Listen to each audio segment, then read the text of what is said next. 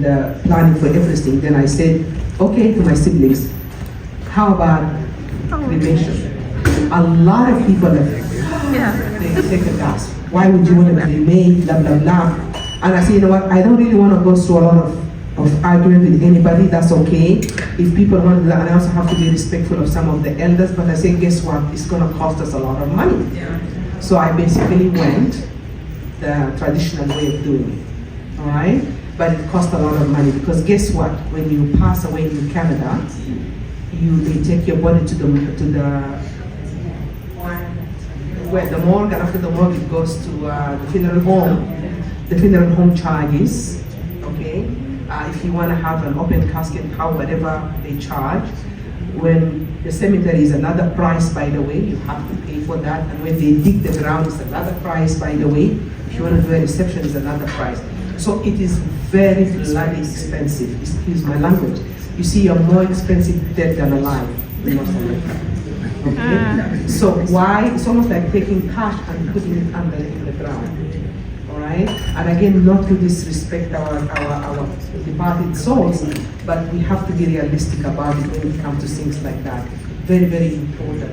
So that was the story with my mom. Another friend of ours, she was from South Africa, and since I came to Canada, she was very straightforward. She said to me, Buddha, when I pass away, I want cremation. I'm like, okay. She was not young, she was older than me. So anyway, it happened, she passed away. She didn't have family here, so I took charge and two other friends of ours, but she passed away during COVID. And even because I really didn't have a chance to have a conversation with her family, even though she had a will, for some reason we could not find her will when she passed away.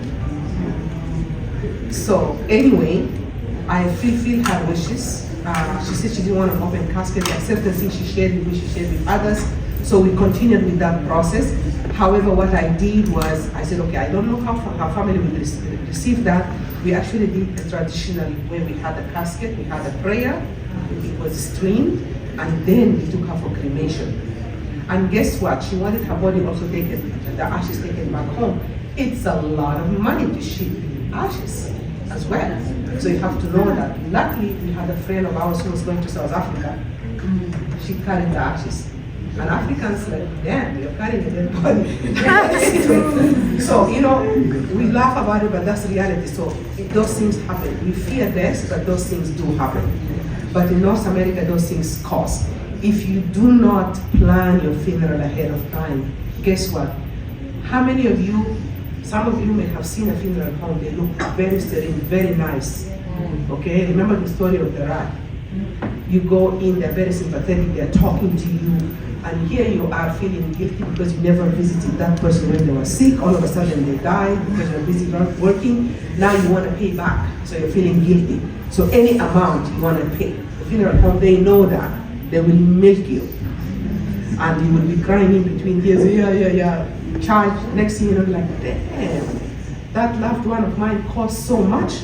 So that's why I try to remove the emotions from these decisions. Make sure that you talk about, again, remember I said death, sex, and money, we don't talk about it.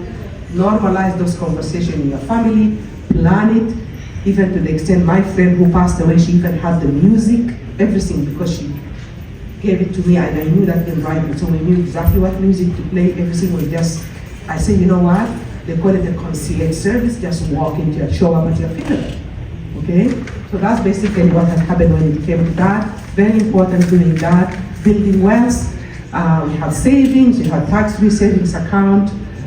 It's a good plan to have, by the way.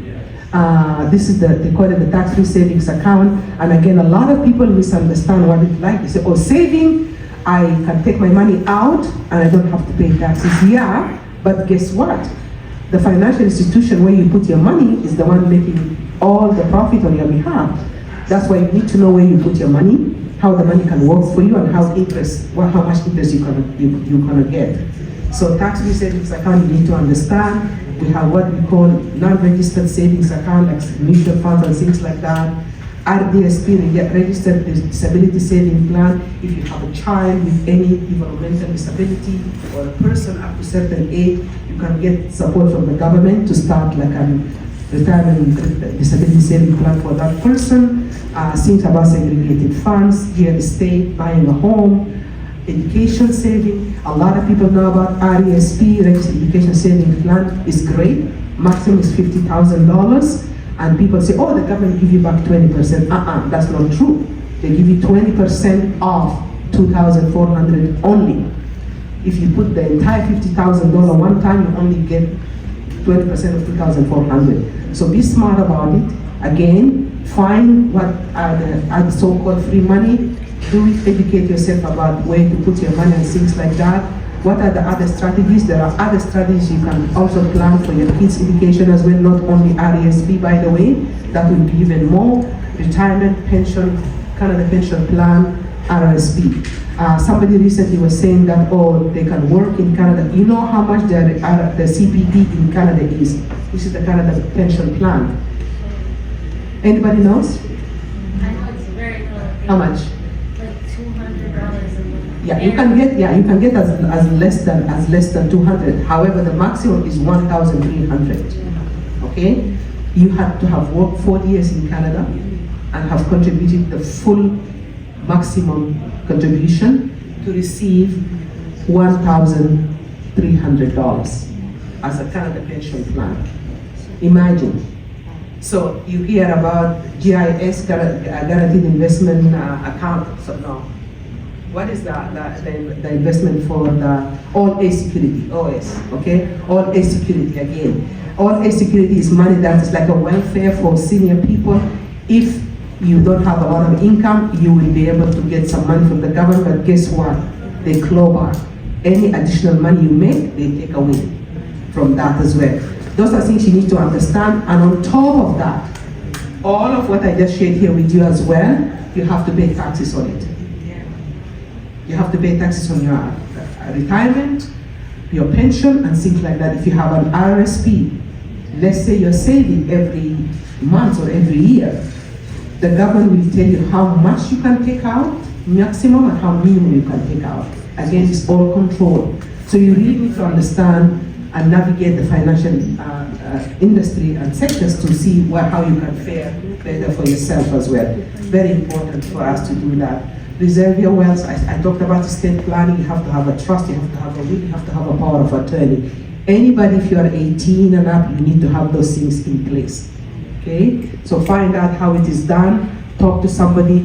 Always important to have a financial educator or somebody to be able to help you with that. I want to say thank you for your time. If you want to applause for me, by all means, go ahead. Okay. So, okay. Mama Haya has a question. Thank you.